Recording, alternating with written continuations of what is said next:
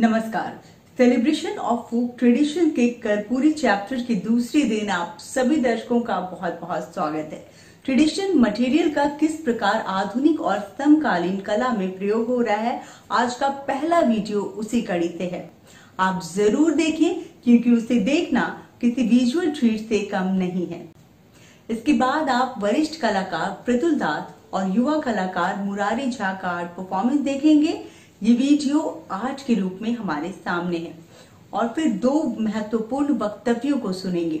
उनके जरिए हम कर्पूरी जी की कला और उनके जीवन के विविध पहलुओं को जानने और समझने की कोशिश करेंगे।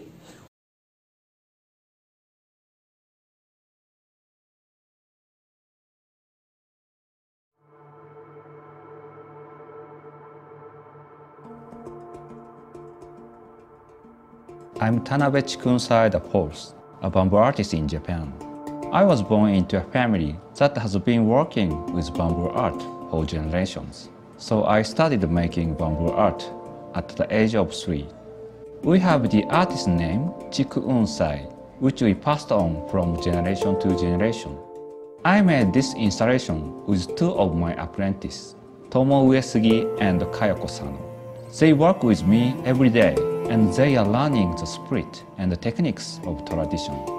The concept of this work is connection. Taimodan is a very important place for Japanese bamboo artists. For over 20 years, Taimodan has been introducing Japanese bamboo art to audiences outside of Japan.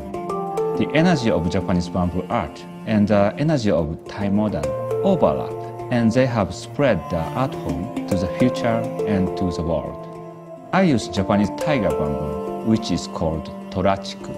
Taiga bamboo is very rare and valuable bamboo that grows in a small area in Kochi Prefecture in Japan. Even if the root is moved only to the next mountain, this bamboo does not grow.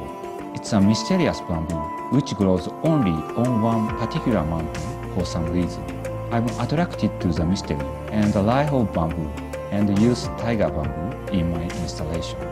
The installation will be carefully taken down at the end of the exhibition. The bamboo will go to another place and be used again.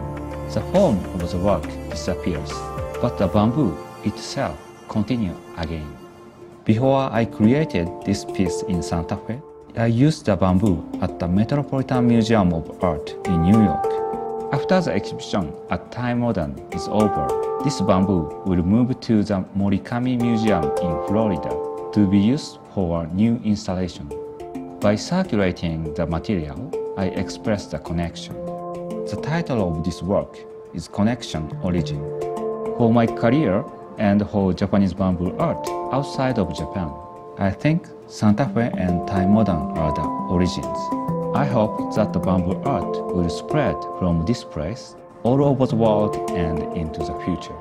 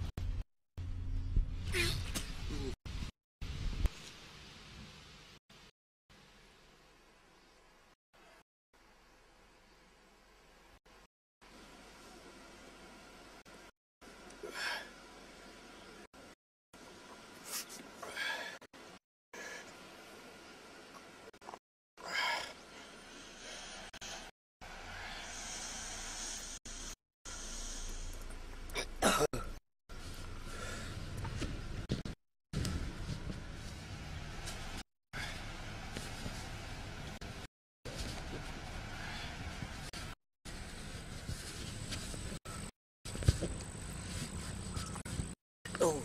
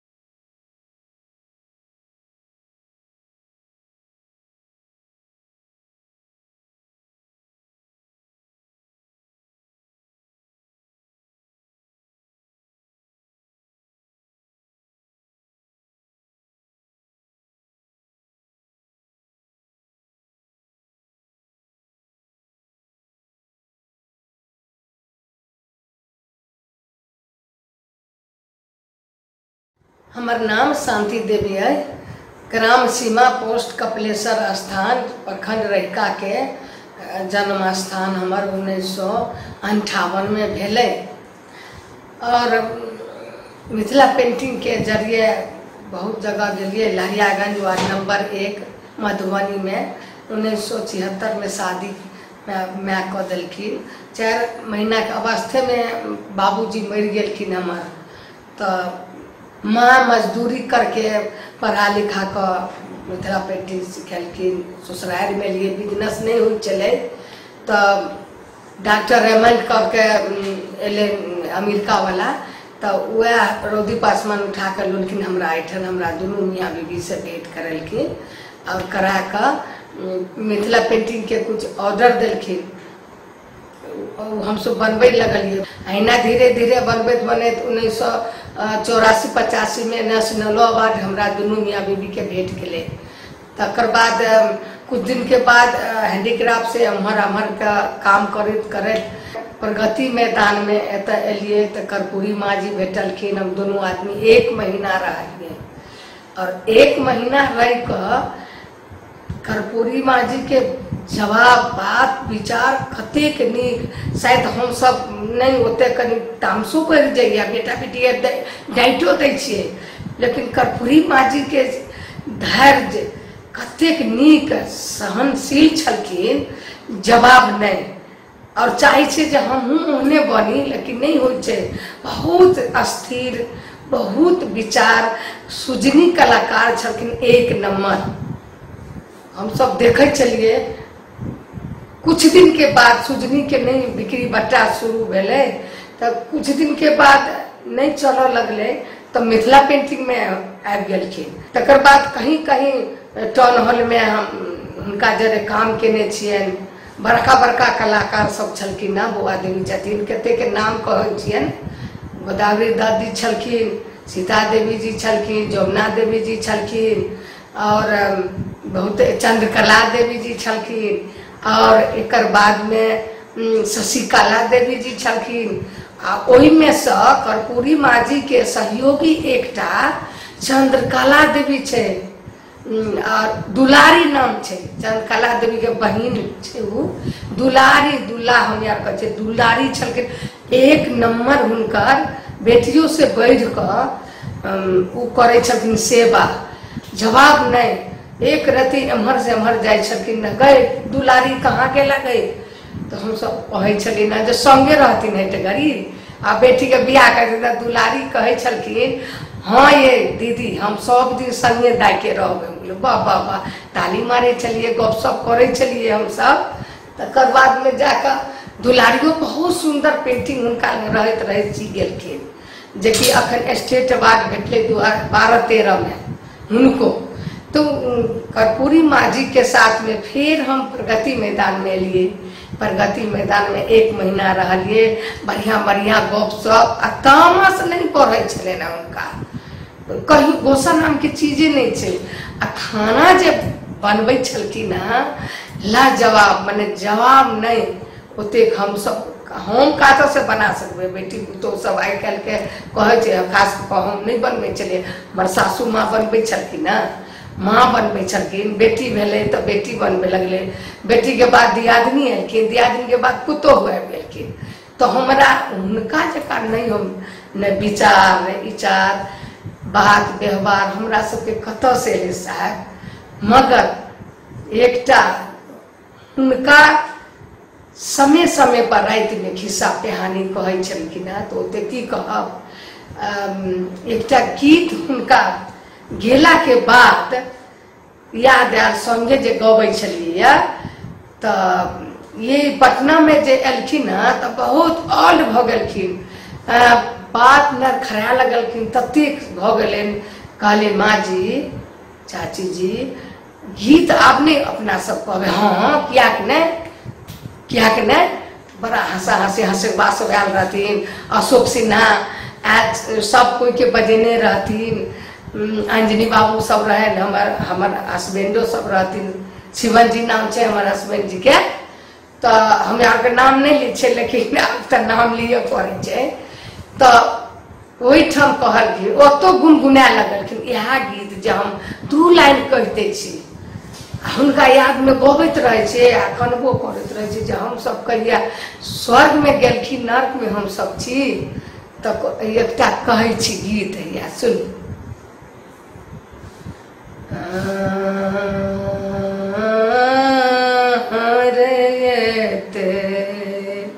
दीन आए चाची संग ही गमाओ का याद में गबै छिए ते दीन आए चाची संग ही गमाओलम आजू की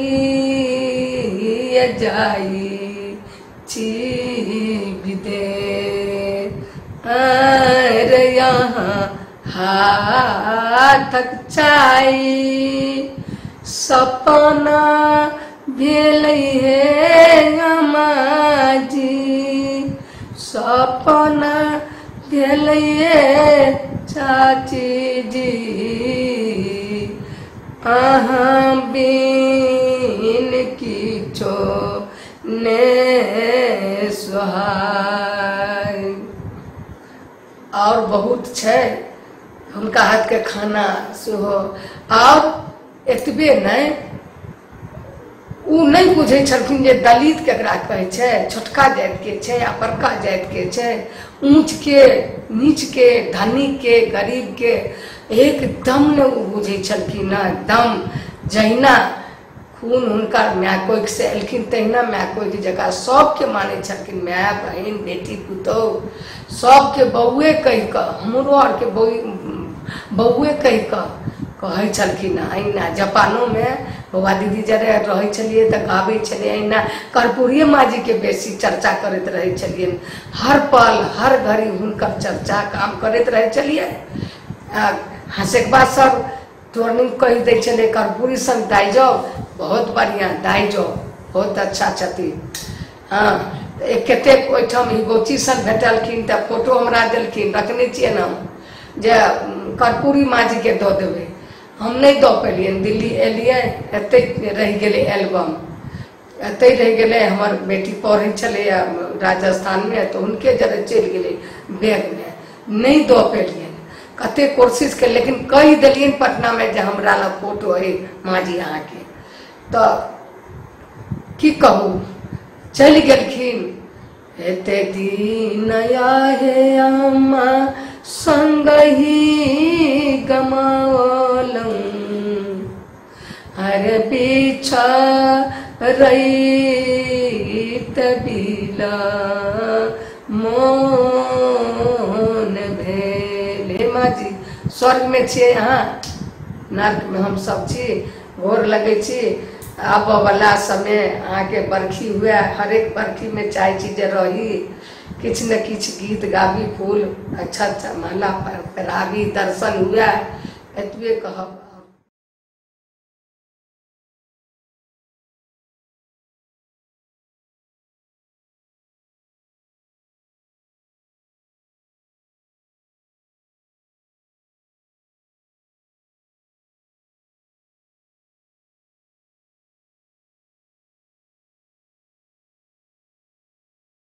सबको मेरा प्रणाम।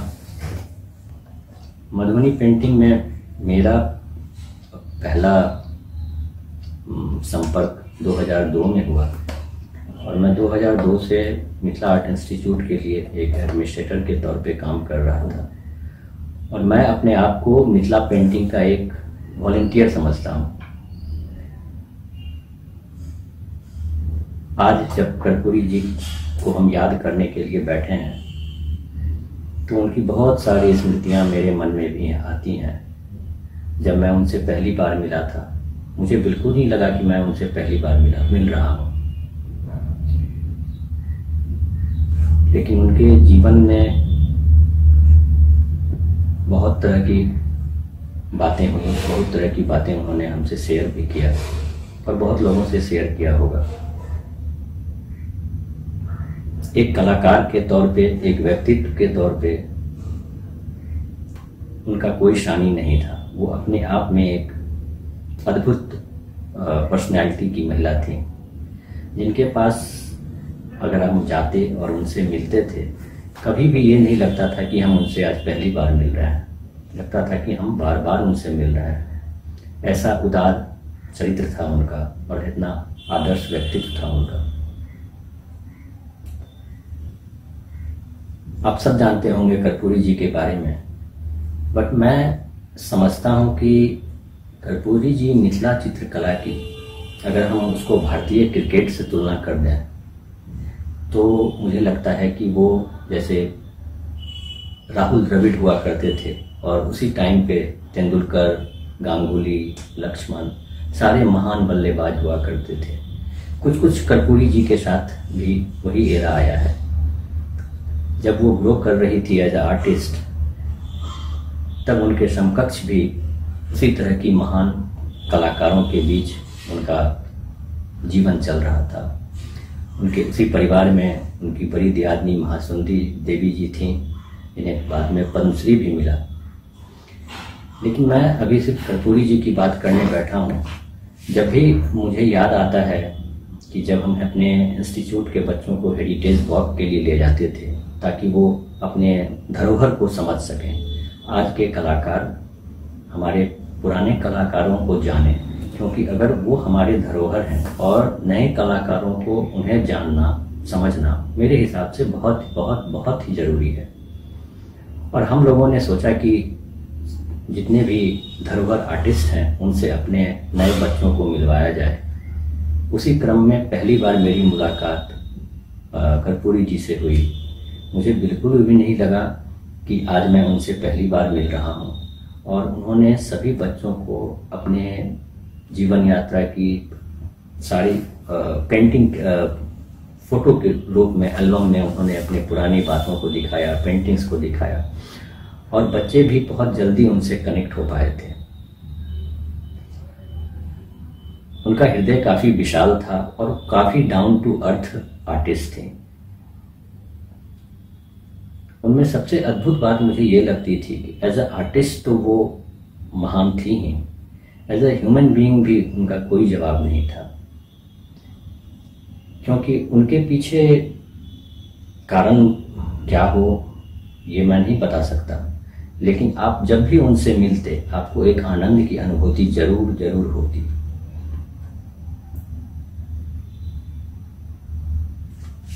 मधुबनी चित्रकला में, मिथिला चित्रकला में कर्पूरी जी आई, और कर्पूरी जी उस तरह की कलाकार थी जो जिनको सिद्धस्थ मिथिला चित्रकला में भी था, सुजनी में भी था, और क्रोशिया वर्क जो होता था, धागे से क्रोश बनाया जाता था, ये तीनों विधा में वो पूर्णतया निपुण थी।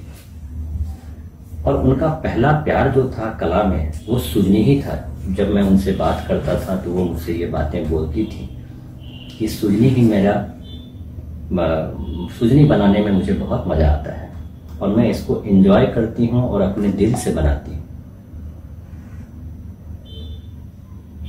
एक बात मैं कहना चाहूंगा कि जब भारत सरकार ने इस कला को प्रमोशन देने के लिए 70 के अंतिम दशक में, उसके बाद 80 के दशक में काफ़ी प्रयास किए जो यहाँ के महिलाओं में रोजगार सृजन हो सके और इस कला को भी दूर दूर तक पहुँचाया जा सके, इसमें भारत सरकार ने अपना बहुत बड़ा योगदान दिया था।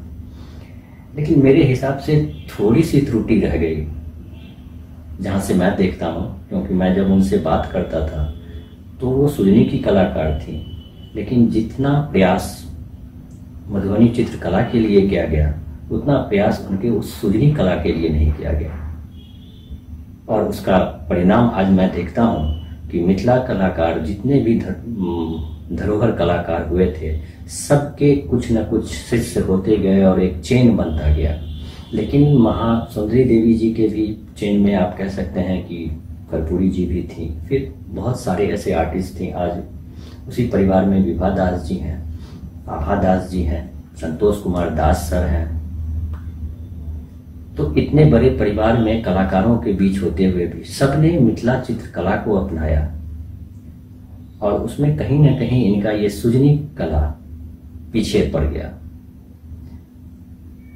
और आप विश्वास मानिए, और जिन लोगों ने देखा होगा उनकी कला को वो जरूर मेरी बात से सहमत होंगे कि वो देखने में लगता था ऐसा कि जैसे पूरी मिथिला कला की चित्रकारी उन्होंने धागे और कपड़ों में बिंद के बना दिया है।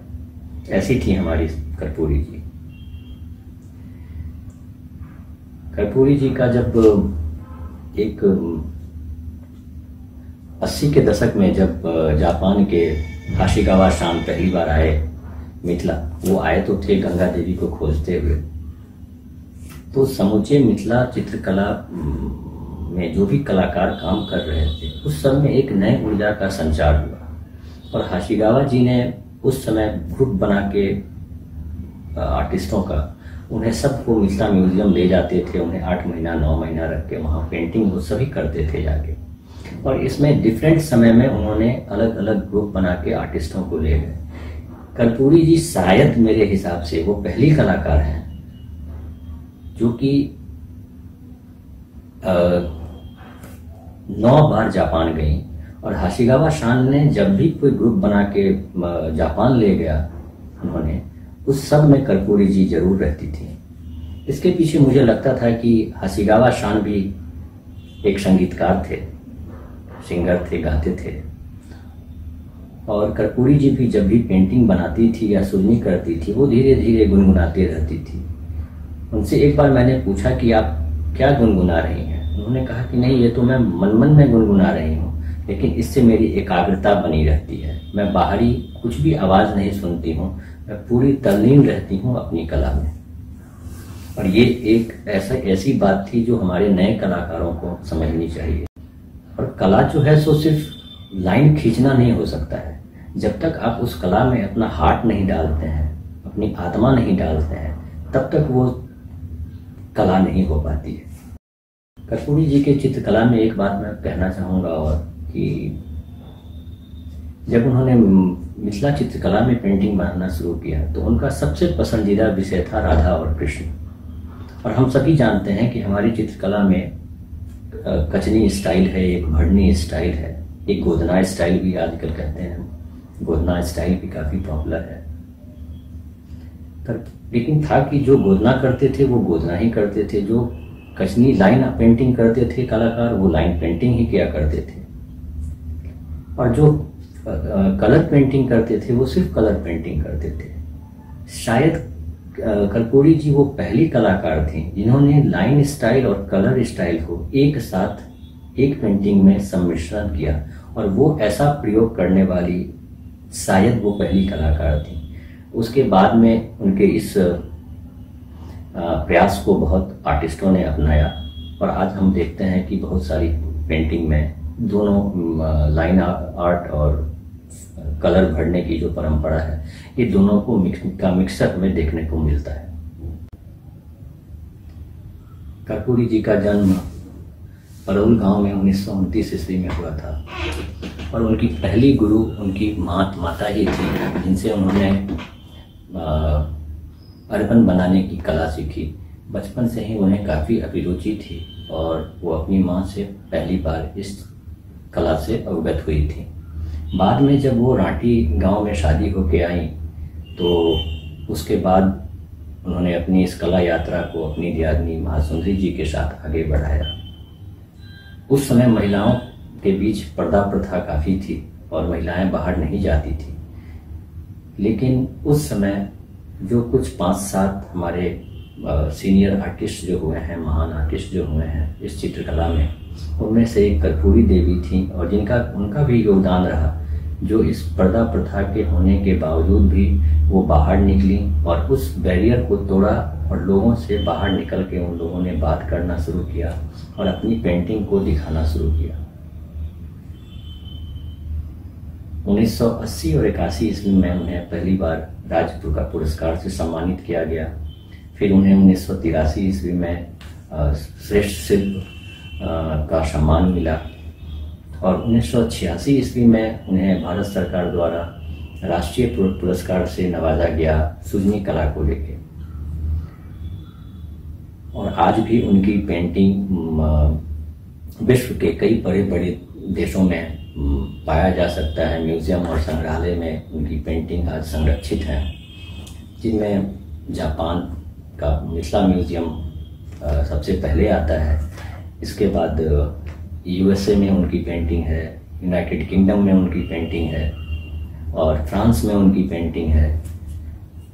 तो जिस समय वो लोग ग्रो कर रहे थे उस तरह के आर्टिस्टों का इतने बड़े बड़े संग्रहालयों में पेंटिंग जाना अपने आप में एक बहुत बड़ी बात है। आज के कलाकार सोचते होंगे और समझते होंगे कि आज भी उस तरह के संग्रहालयों में उनकी पेंटिंग का प्रदर्शन काफ़ी मुश्किल काम होता है, और विश्व कला पटल पे जाके अपनी कला को प्रदर्शित करना और उसका लोहा मनवाना ये अपने आप में एक बहुत बड़ी बात थी। धन्यवाद।